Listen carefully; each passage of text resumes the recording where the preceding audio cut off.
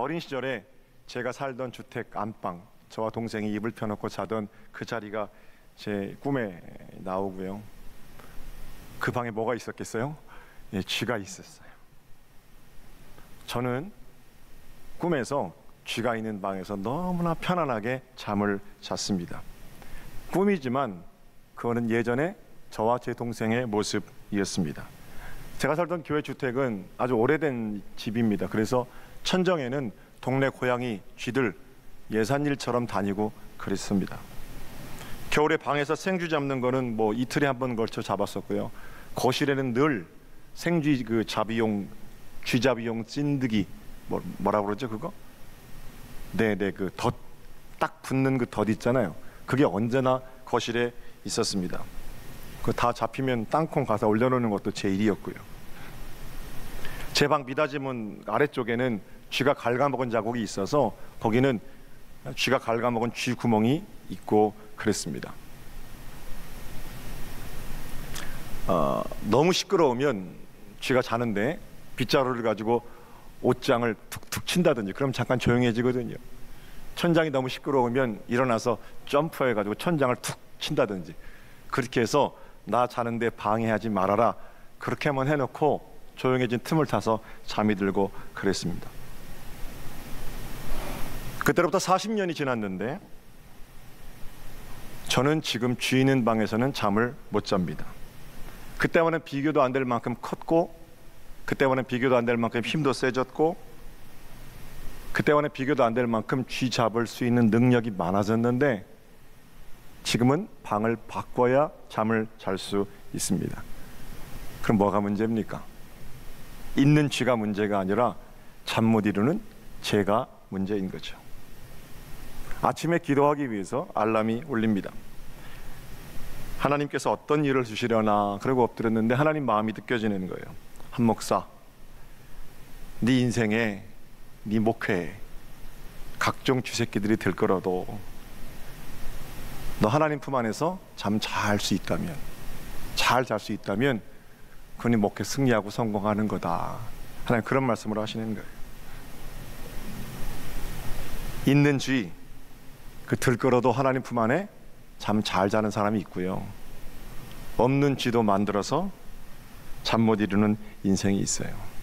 한 목사, 네가 선포해야 할 것은 쥐 없는 인생이 아니고 각종 들끓는 쥐새끼들 가운데에서 하나님의 평강을 누릴 수 있음을 너는 선포해야 한다. 이렇게 하나님께서 제게 말씀하십니다. 문제는 늘 있는 쥐가 아니라 쥐 때문에 흔들리고 잠 못 이루는 제 마음 쪽에 있었습니다. 자, 명절을 어떻게 지내셨습니까? 이번 명절에 시골은 다 다녀오셨어요? 우리나라 명절 지나면 이혼율도 증가하고 자살률도 대폭으로 증가한다고 그러죠. 그만큼 명절에 힘든 일도 많고 실망하게 되는 일도 많다는 거예요. 여러분 어떠셨어요? 친척들 만나서 좋기만 하셨습니까? 혹시 이번 명절에 어떤 일 때문에 마음이 무거워지시지 않으셨어요? 우리를 각종 근심으로 몰아넣는 쥐들이 이번 명절에 우리를 괴롭게 하지는 않았습니까? 당장 잡아서 없애버릴 수 있죠.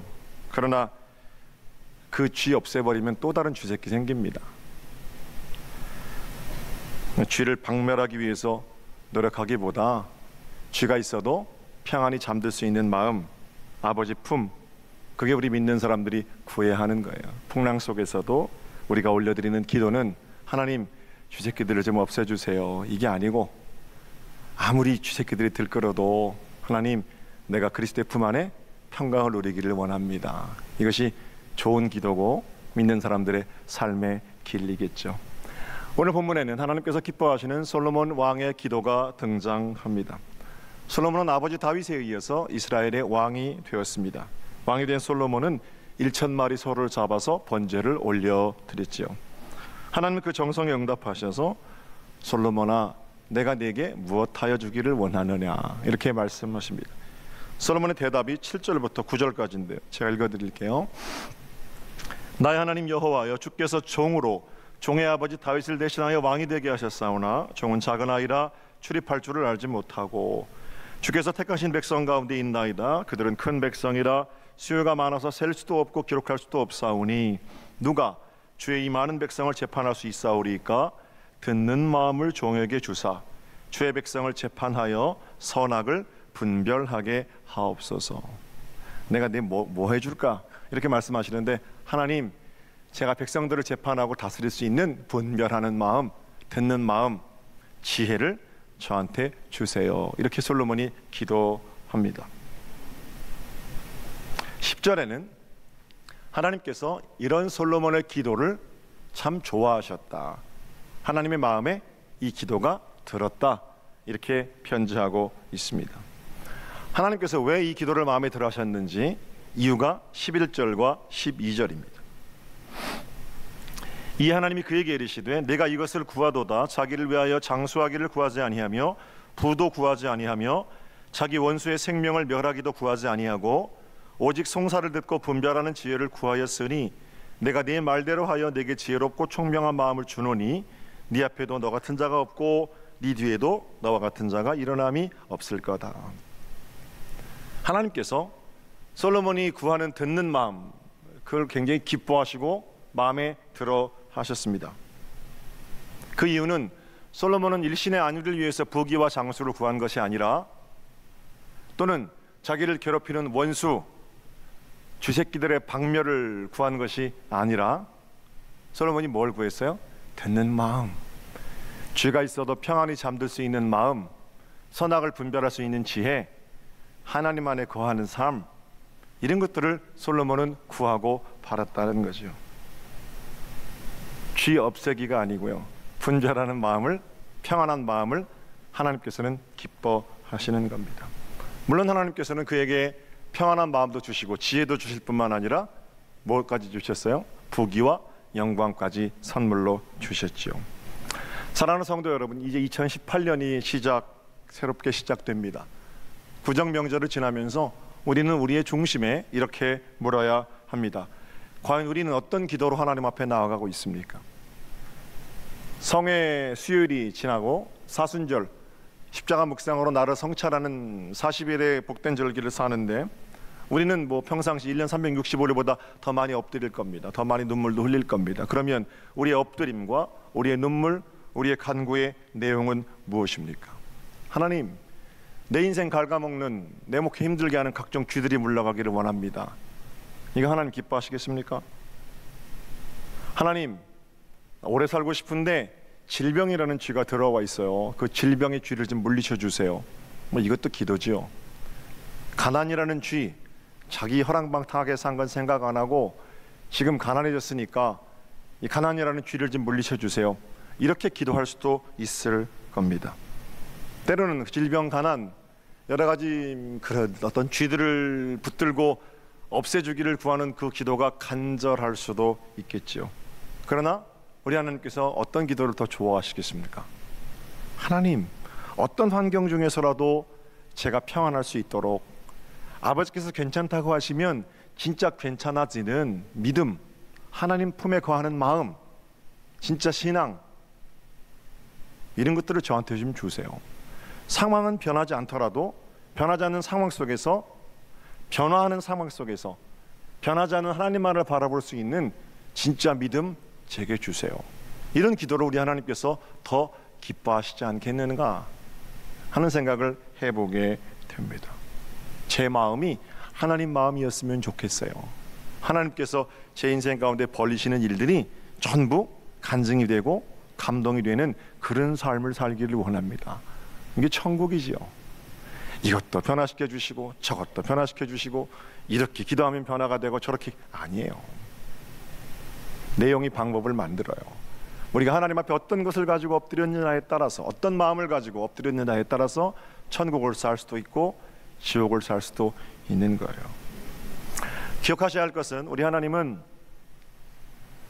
내가 엎드려서 아뢰어야만 그제서야 비로소 들으시고 그대로 응답하시는 그런 분은 아니시라는 거예요. 우리가 누리는 것들 중에서 정말 중요한 것은 사실 저와 여러분이 구하지 않은 것들이 대부분입니다. 여러분과 저는 매일 엄청난 양의 공기를 마시고 삽니다. 그러나 우리 중에 어떤 사람도 금식하며 철야하며 하나님, 내일 아침에도 이 똑같은 공기를 우리에게 허락해 주시기를 원합니다, 이렇게 기도하는 사람 없어요. 물을 달라고 기도하신 적 있으십니까? 뭐 아프리카 말라위에서 저는 그렇게 기도했습니다만, 한국 땅에 살면서 특별한 가뭄이 아니고서는 우리가 하나님께 물을 내려달라고 기도하지 않지요. 그러나 하나님은 매일 아침 우리에게 마실 물, 씻을 물을 공급해 주십니다. 우리 중에 태양을 띄워달라고 열흘 20날 금식하며 기도하시는 분 계십니까? 바람을 불게 해달라고 간절히 아뢰는 분 계십니까? 봄이 오게 해달라고 특별 새벽 기도 할까요? 그런 거 안 하잖아요. 개인뿐만 아니라 온 교회가 이미 우리 가운데 주어진 것들에 대한 감사보다는 없는 것들에 대한 간절함으로 몸부림치는 그런 경우가 더 많지요. 중요한 것은 한 번도 아뢰지 않았음에도 불구하고 가장 중요한 것, 없으면 안 되는 것 어떻게 하신다고요? 하나님께서 이미 우리 가운데 채워주신다는 거죠. 그래서 하나님께서는 이미 내게 주신 것을 가지고 하나님처럼, 예수님처럼 살기를 원합니다. 부디 내게 이 모든 것들을 누리고 하나님 앞에 감사로 나아갈 수 있는 복된 마음을 주세요. 이런 기도를 더 좋아하시는 것 아니겠습니까? 크고 작은 일의 열쇠는 하나님께 달려있죠. 네팔 시몰답에서 새로 지어진 학교를 바라보며 봉헌 예배를 했는데 제가 그 자리에서 세 방울의 눈물 이런 얘기를 했습니다. 첫 번째는 그 예배당과 학교가 지어지기까지 헌신한 서정교회, 또 삼봉교회, 신천교회 이런 교회들의 눈물입니다. 그냥 되는 게 아닙니다. 이 일에 마음을 쏟고 헌금을 한 사람들이 있어요. 찬물에 손을 담그고 교인들을 섬겨내며 어떻게든 그 맨바닥에서 공부하는 아이들에게 학교를 지어주겠다라는 마음. 학교가 지어진 첫 번째 재료는 우리 이곳에 대한민국에서 기도와 눈물로 헌금을 보낸 사람들의 첫 번째 눈물방울입니다. 두 번째는 선교사의 눈물이에요. 몇 년 전에 우리가 그 시몰답의 예배당을 2,500만 원을 들여서 지었습니다. 그리고 나서 그 예배당 하나로 이제 우리의 사명은 다 했다라고 생각했는데 지진이 났죠. 네팔에. 큰 지진이 나면서 사람들이 그 시몰답 학교 있는 지역, 교회 있는 지역으로 몰려나오기 시작합니다. 근데 아이들이 공부를 하는데 바닥에서, 맨바닥에서 공부를 하는 거예요. 그 유치원도 안 된 아이들이 와서 너무 선교사님의 마음이 안 좋아서 하나님 여기다가 그냥 애들 그 비만 가리고 바닥만 콘크리트 할 수 있도록 그렇게 힘을 주세요 라고 기도했는데 마침 그때 조 목사님 어머님이 돌아가십니다. 그리고 나서 어머니 돌아가시고 나서 다 이제 조의금을 가지고 이제 정리하고 남았는데 가족들하고 모여 앉아서 어머니가 좋아하시는 게 뭘까? 평생 기도하시면서 하신 분인데 시멀답에 애들 교실 한 칸 지어줍시다. 그렇게 가족들하고 회의를 했대요. 선교사 엄마의 조의금 남은 거 가지고 와서 이제 거기 한 칸 예배당을 지으려고 하는데 마침 저희 교회가 연락이 된 거예요. 선교사님 기왕 짓는 거 3칸 집시다. 제가 그랬어요. 우리 교회 선교회가 다시 돈을 보냈죠. 그리고 나서 3칸을 지려고 하니까 그 지역에 사람들이 많이 몰려 나왔으니까 그것도 부족한 거예요. 3학년밖에 수용이 안 되는 거예요. 서울의 신천교회, 저쪽 충청도의 삼봉교회, 또 어떤 권사님 이런 분들이 다 합력해. 그리고 3층짜리 건물이 아름답게 거기 지어졌습니다. 처음부터 하나님 여기 지진이 날 거니까 또는 여기 사람들이 엄청나게 몰려올 거니까 이런 일들을 내가 준비하고 계획합니다. 이것이 나의 비전입니다. 이대로만 이루어 주시옵소서. 내가 이렇게 간절히 기도합니다. 이런 게 아니라는 거예요. 하나님의 마음, 양질의 교육을 받아야 할 아이들이 양질의 교육은커녕 바닥에서 흙바닥에서 공부하는 그거 안타까워하는 그 마음 가지고 어떻게 했다고요? 한 칸 교실 지어줍시다. 이렇게 시작한 이 일이 하나님께서 당신의 계획표에 따라 움직여 가시는 거예요. 내가 계획한 대로 그대로만 이루어지겠습니다. 이런 미신적인 신앙이 아니에요. 하나님의 뜻대로 나를 통해서 그대로 이루어지이다. 그렇게 순정하고 나가니까 열어주시는 길 위에서 아름답고 복된 예배당을 건축하는 거죠. 그 일을 위해서 흘렸던 선교사의 눈물. 이 얘기를 하는데 눈물 흘리면서 가슴 먹먹해지면서 그렇게 많은 사람들 앞에 간증을 하시더라고요. 두 번째 눈물방울은 선교사의 눈물. 세 번째는 우리 하나님의 눈물입니다. 사랑하는 선교사 부부를 그 땅에 보내시고 우리 하나님 보시기에 그 조 목사님 부부가 얼마나 예쁘겠어요. 한국에서도 감당할 일이 많은데 그 네팔 땅에 비료한 땅에 보내셔서 거기서 내 사랑하는 아들, 딸을 사역하게 한 하나님. 서정교회 우리 하나님 보실 때 얼마나 예쁘겠습니까?